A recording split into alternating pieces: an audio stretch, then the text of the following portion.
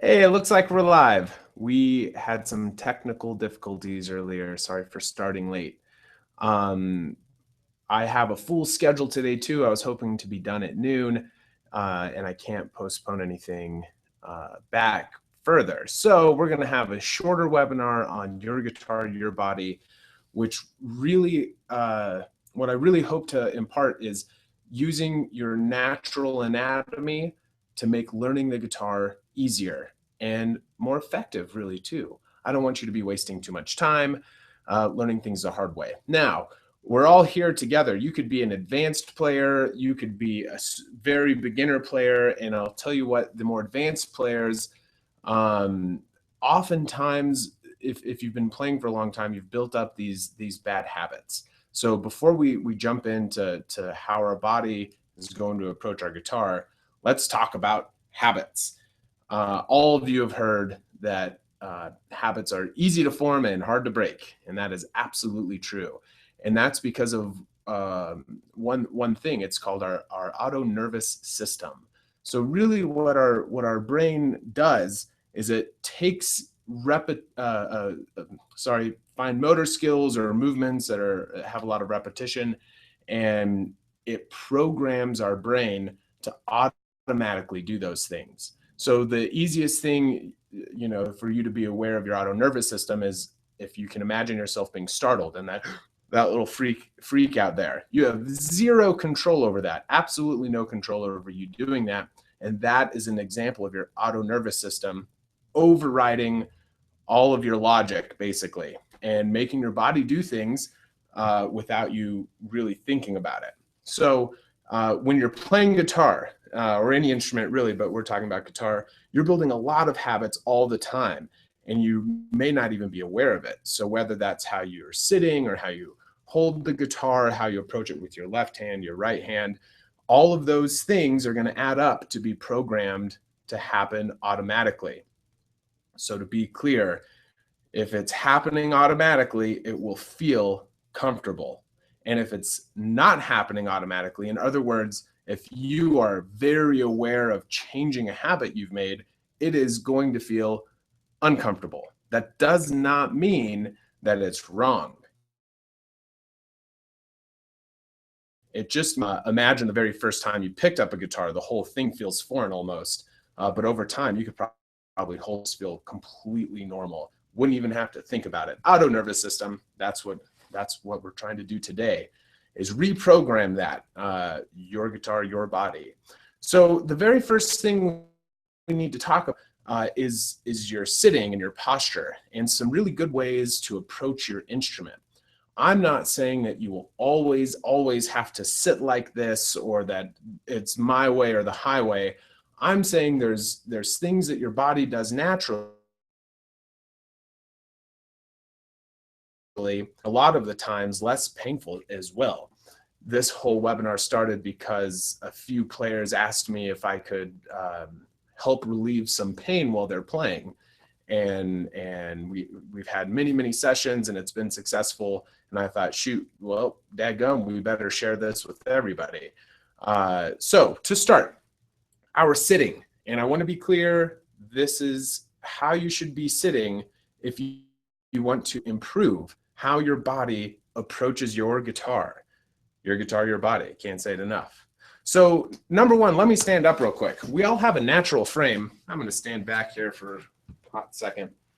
We all have a natural frame about us. If we just stand and relax and don't consciously do anything but stand with a straight back, you'll notice that your arms have a certain disposition. They hang off of the shoulders.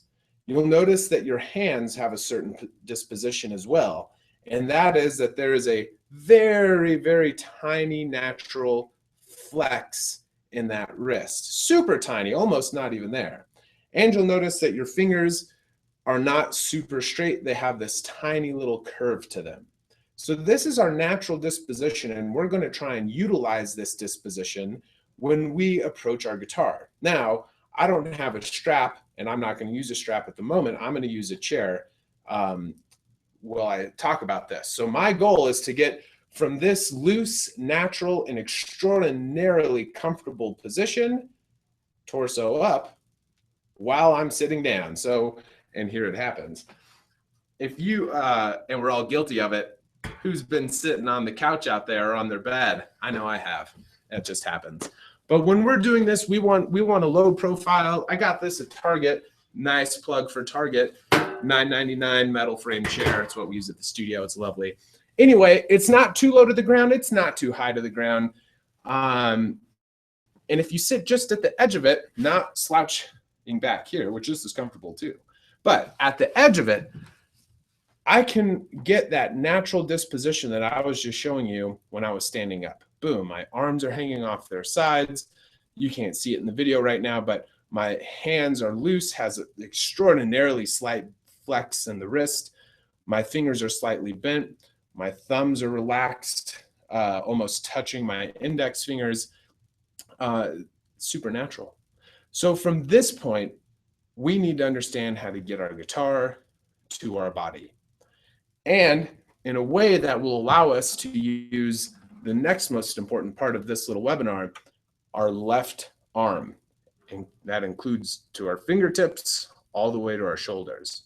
So there's a few varieties here. And again, we're trying to get our guitar to fit this really natural position of our upper body. So we have our guitar like this. This is a standard way to sit for sure. But I want you to observe my body as I play. Right now, I need to elevate my leg because the chair is a little too close to the ground, so I feel like I need to buttress it up. And if you've seen me play this way before too, but please observe and please know that this is all in the vein to reprogram your body. So anyway, here it is. Here it is. We're playing along. Do, do, do, do, do, do. Look at my body. You can see right now that this shoulder has a pretty good natural disposition. It's not hunched up. It's not engaged in any way. However, if you look at the right side of my body, well, this is definitely hunched up. If I take my guitar away, which I'll try and do without moving, set it right there. This is essentially how I'm sitting. And go ahead, try this. Remove the guitar. This is not comfortable. This is only comfortable because you have your guitar and you've programmed your body to do it subconsciously or automatically. But if you were to sit like this for more than a minute, you would immediately feel fatigue in your rotator cuff here. You would notice an imbalance in your back, not super natural. So we're going to try this again. Boom. Notice I had to raise this leg. I have a footstool here, which I'm a big proponent of footstools. Our online curriculum, the very first video we do is address how you should be sitting. But quick crash course, these foldable footstools can help either your right foot, so that if you're not going to change any of your habits and this is just you're watching for fun, hey, my right leg's elevated, and it's super fun. But it works on the other leg as well, and that's where it really comes into play. They're adjustable, so if your chair is too high or too low, you can make this higher or lower, depending on what suits your body. So I like to put it on the second notch from the top of the footstool, and I'm going to try putting this on my left leg and adapting the guitar to my body to try and get, again, a more natural disposition. And ready, set, here we go. I'm going to take the rib of the guitar and slide it over here to my left leg. How are my shoulders? They're great. This feels nice. I like it a lot. However, this is really inconvenient for my left arm. Now I look like, this is awful. No one wants to sit like this. So we're going to try and change this up a little more. I'm going to change that up by trying to get my fretboard closer to my face. And that is so that my left arm doesn't have to reach so far to access my neck. Again, this motion, not natural and uncomfortable. And how are we going to fix that? We are going to dippity dip our guitar and let our right leg bow out until it's securely in between those legs, and you have around, and this is general, this is totally general, around a 45-degree angle from the neck of your guitar to the flat floor. Look at that angle. Around, that's about. Any mathematicians out there or people who are interested in it, you'll probably get like a 47-degree angle from what I'm showing you, but that's silly. Whatever, who cares? Around there. And the idea here is where I was before with my left arm out here, uncomfortable. Now I can bring my my elbow closer to my body and let it hang a little more naturally, almost as if I had 150-pound free weight, and that's how much I lift naturally. That's how much I curl. I'm just kidding, of course. It's 175. Anyway, if I were to do a curl, and if any of us did that with a soup can or whatever, that would land us right about halfway in our neck. And that means the degree from getting to our first fret all the way up to our 19th fret is not super intense. And that whole time, my left arm feels really, really natural. It's not engaged like this. It's not spitting out like this. It's just a nice little curl right to the fretboard. Now, if I just loosen my right arm and sit it right over the top of my guitar, you'll notice that it raises a hair, not much at all. I'm doing my very best to keep my shoulders relaxed.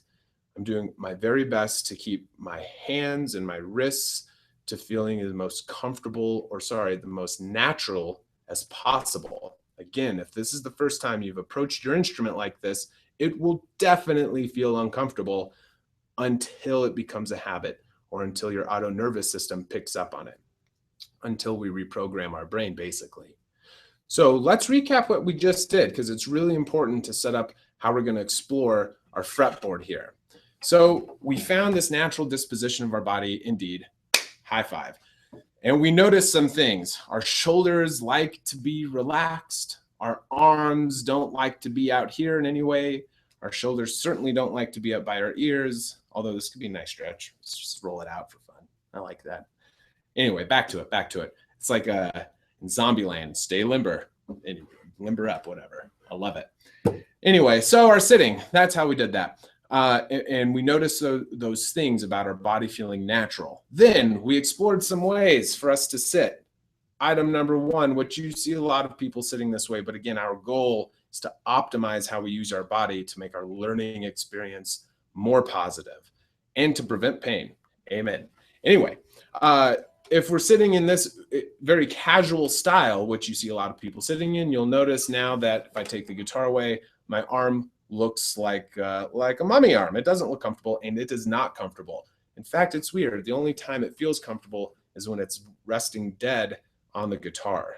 And this feels nice because I've already imprinted it into my auto nervous system. Anyway, moving on. We had our footstool here that I set on my left leg and just set it up there so it's like a tree trunk.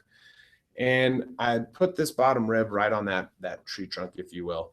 And I noticed from here, if I did that, it is extraordinarily unnatural and uncomfortable and super weird for my left arm to be out here. Go ahead, try it. It feels weird. Good, we agree. Anyway, to make that more comfortable, I dipped this guitar in, and you can see my right leg bowing out here. I dipped it in, bada bing, bada boom, and we agreed that this is about a 45-ish, around there, generally 45-ish degree angle, right about there. Dadgum, that might be 45 degrees. Anyway, someone email me and let me know, take some measurements, whatever. And by doing that, I'm able to do a little bicep curl, and voila, I have, with very little movement, access to my lower part of my neck and to the higher part of my neck. Sonically, of course, lower strings, lower sound, higher strings, higher sound. And that's where we want to be. With our right arm for now, you can be using a pick or your fingers. I'm just going to be using my fingers for this webinar, but it works the same way with a pick. You'll notice that my shoulder hasn't moved much at all, especially not like this. And if you were to glimpse or if you go back to just how you stand naturally, you would have noticed your wrist has just a tiny bend in it, and that it's totally straight. It's not sideways or anything like that. And it's still that way, totally straight, slight bend. This gives me a really natural access to my strings with my right hand, and a really natural access point to my fretboard with my left hand. I'm going to try and move my guitar so you can see what my body looks like this way as opposed to any other way. Not try. I did move my guitar. I'm going to try and replicate it. I did not wear the shirt on purpose, for the record. Anyway, it's like I'm playing the guitar on my shirt. It feels funny. And there we have it right there. Feels very natural, compact, clean, nothing exaggerated, nothing. Let's get to our left hand now for a moment. I want you to, rehearse that, get it so it feels comfortable for you, and time for the left hand. I love talking about the left hand, and we always talk about the left hand, but really it is a misnomer. What I want you to start conceptualizing is not your left hand, not your left hand fingers, not your left hand wrist, not your left hand forearm, not your left hand elbow, not your left hand shoulder, but the whole kit and caboodle. One of my favorite folks, I'm going to try and not mess up how he said this. His name's Abel Carlavarro. He calls it the hand-arm mechanism, I believe, or the whole kit and caboodle. It's really up to you what you want to call it. But the insight into that is really powerful, because once you start getting away from thinking of just your left hand and subsequently your left hand fingers, which most of us are concerned with when we're playing the guitar, you start seeing how you can place your fingers on the fretboard without moving your fingers at all. It's like I'm now moving my fingers in space and time, and my fingers are now moving through space and time, but they're not moving themselves. And that's the concept we're going to check out here right now. So there's two basic approaches to this without getting too detailed. That can really help your playing. Chordally, melodically, the whole enchilada helps your playing. The first one is just how you present your fingers across one string. So if you just let your fingers curve naturally and have your left arm in a natural disposition, so just the slightest bend to your wrist, you can touch one of your strings, let's call it the third string, without any effort whatsoever. And the reason why you can do that is literally based on the position of your elbow. So think of it this way. If you're playing a melodic passage, a scale, or something of that nature, a melody, whatever, and you're going to be using your hand along the string, or your fingers are going to be playing horizontally along your string, your elbow being close or a midpoint range from your rib cage means that those fingers will lie on that string without them actually moving at all. And here's the converse to that. I'm now going to have my fingers line up across one fret. Let's call it my third fret. And a lot of you might have had trouble with this in the past with these scrunchy chords like an A chord or whatever, trying to get more than one finger on one fret. So conversely, or inversely, and I think conversely here, instead of having your fingers go across your string horizontally without placing your fingers there, what you can do is bend away from your rib cage and notice what happens. Your fingers are now nearly aligned. We'll use the third fret, for example, along your third fret, nearly aligned. And that can be super useful for whenever you have to play more than one finger on the same fret, or even more than one finger on frets near each other. So to give you just a really quick example with that, I'm going to play a melodic line, and then I'm going to do a minor 7 flat 5 chord, or some of you might see it as a 9 chord, depending on the context. So here, and I just want you to focus on my elbow and how it's placing my fingers in a certain disposition. Here's disposition 1 across. So my elbow is very gently hanging there, not too close, not too far, just in this little mid-range. So here we go.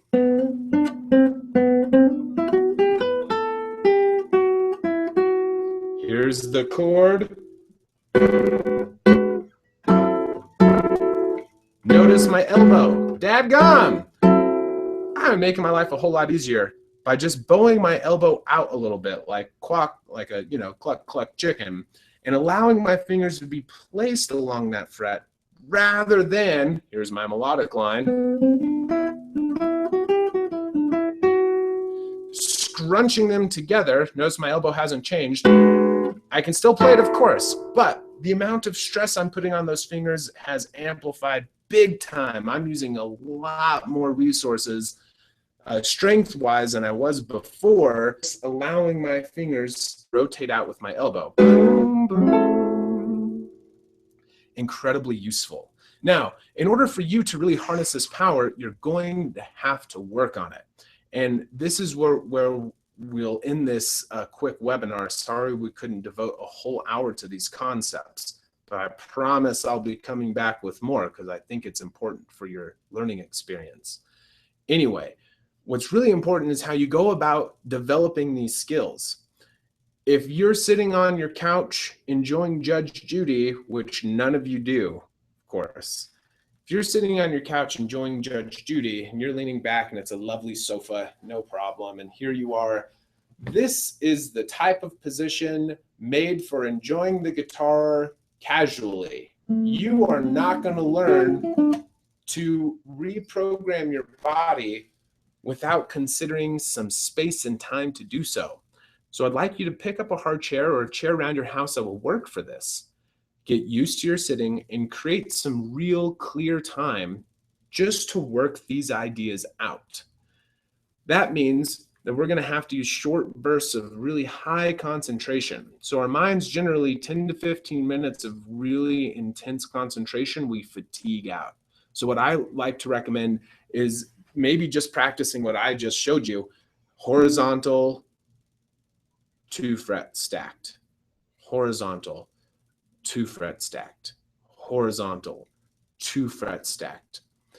And programming your body to understand that with a very small motion over here and a very clean and comfortable disposition for your torso, you can place your fingers on the fretboard without them doing really any work whatsoever. And I'm going to say that that is step 1. If you do this for short bursts of time, that means that all of your energies, all of your mental resources are going to be, all your active ones anyway, are going to be going to reprogramming your brain, or literally moving neuron nets and disentangling some and creating new ones in your mind. And after 15 minutes, you take a cool off period. That doesn't mean to check your phone, which you may just have heard in the background. I'm not checking mine right now, even though that sound is like immediately checked. Anyway, sorry for not silencing it. I want you to take a moment and let that sensation filter into your mind. It's extraordinarily important that you're building these habits actively rather than just guesswork and by clumsy repetition you getting comfortable playing. This is going to be an active reprogramming of your body in terms of how it relates to your guitar. So give yourself some quiet time. No phones, none of that. If you start deciding that this part of your practicing, this is just one part of your practicing. If you start deciding that this part of your practicing is almost in this temple-like situation where you're giving yourself the time and space to work on it, you are going to see results very, very fast. If you start doing this haphazardly and almost by accident, it's going to be clumsy and a start and go at best.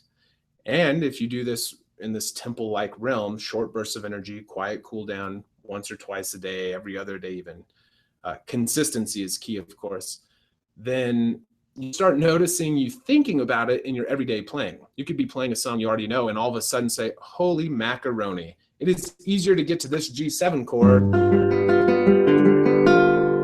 Notice that my first finger's on the first string and my third is on the sixth string, just by bringing my elbow into my rib cage a little more, because it naturally places my fingers in that way, as opposed to a natural mid-range where it's right on the same string, and as opposed to it bowed out where it's completely stacked on one fret. Anyway, like I said, I have some other appointments coming in. That's Trevor and Eric right there. So I want to sign off by saying that we will continue this in August. I'm going to try and plan to continue this, and we have some more webinars coming your way too. But big lessons: use your body like it's meant to be used, and you'll have a satisfying feeling of approaching your guitar in the easiest way possible.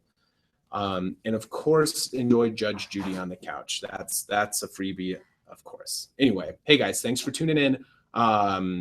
Stay close to your emails. I'll be sending web links for the next webinar, which is next week on capo theory, and we'll be rolling out ones in August, improvising, more of using your body, etc. Anyway, have a lovely day. Thomas Byers here with Thomas Byers Guitar Studio, thomasbyersguitar.com, and Thomas at thomasbyersguitar.com if you want to get a hold of me. I know, kind of shot myself in the foot there. It's a mouthful, but we'll see you around. Have a good day, okay?